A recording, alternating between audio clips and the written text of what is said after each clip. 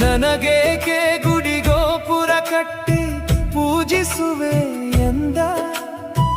ನಿನ್ನ ಮನೆಯ ಗುಡಿಯಲ್ಲಿ ಹಳು ಆ ನಿನ್ನ ತಾಯಿ ಅವಳನ್ನೇ ಪೂಜಿಸಿಂದ ನನ್ನಲ್ಲಿ ಬರಬೇಡ ತಾಯಿಗಿಂತ ದೇವರು ಎಲ್ಲಿದ್ದಾಳೆ ಎಂದ ತಾಯಿ ನೀನೇ ನನ್ನ ದೇವರಂತೆ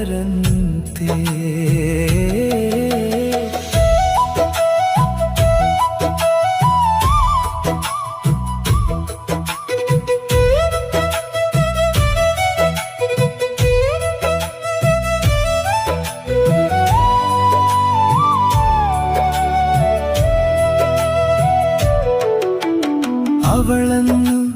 ನೋಯಿಸಿ ಅವಳಲ್ಲಿ ಕಣ್ಣೀರು ತರಿಸಿ ನನ್ನ ಬಳಿ